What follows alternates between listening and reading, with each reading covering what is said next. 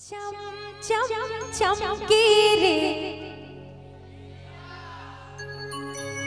छम छम बोले मोर होठ के लाली रे लाली कान माहे सुनहा बाली गरमा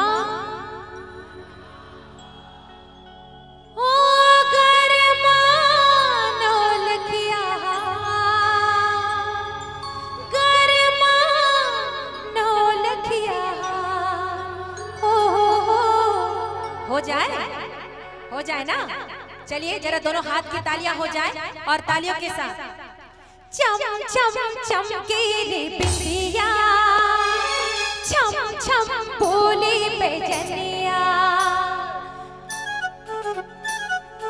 चम चम चमके रे बिंदिया छम छम बोले बेजनिया चम चम चमके रे बिंदिया छम छम बोले बेजनिया और होठ के लाली रे लाली कान माहे सुनहा बाली गरमा नौलखिया ओ गरमा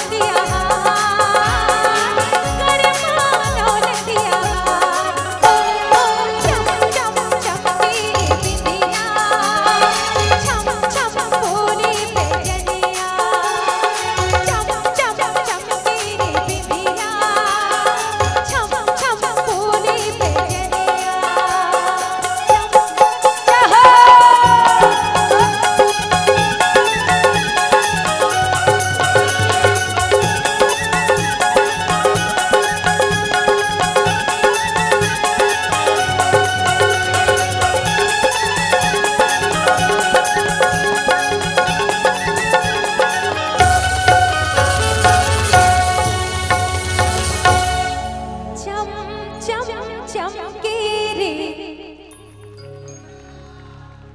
छम छम बोले पैजनिया। धन्यवाद, बहुत बहुत बहुत बहुत धन्यवाद।